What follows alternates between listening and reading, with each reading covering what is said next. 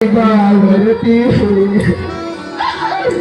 नको आम्हा रणपोळीला बाकर पोटा पुरती नको आम्हा दया करा तुम्ही कर्म करा हो अम्मा गरीबाला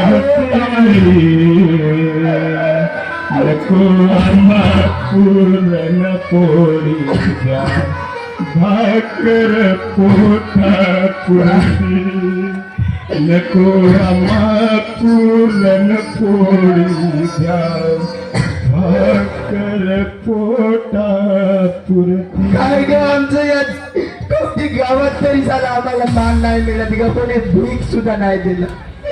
कसं जगून ग आम्ही कसं जीवन काढायचं या संसारात कसं जीवन जगायचं ग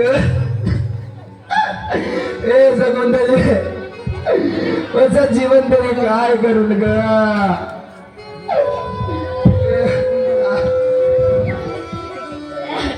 आता आमच्याजवळ काही उरलं नाही सगळं राग केलं यार. आम्हाला एकच पर्याय आहे मरून गेलेला परवडत. काय नाही देवा या शेतकऱ्याचा अंत बघतोस तू शेतकऱ्याचा अंत. अरे दोनाची तरी दयाला दाखवलीच या शेतकऱ्यावर. अरे या तुझ्या वागण्यानं निसर्गा या गरीबाचं या शेतकऱ्याचं तू जिंदगी उद्ध्वस्त करायला निघालास. अरे काय करू रे कसं जगू रे देवा कसं जगू सांग ना तू मला मरू का वाचू. अरे या समाजात फिरलो ना पुढे मला 5 रुपयाचं पीक सुद्धा नाही दिलं देवा तरी मी जगू कसा आणि माझा पोट कसा बनू देवा.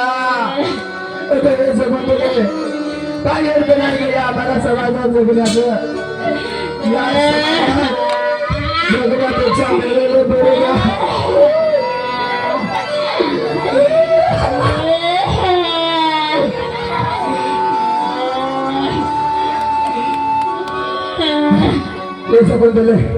आपल्याला जीवन जगण्यापेक्षा मेलेले बरे ग.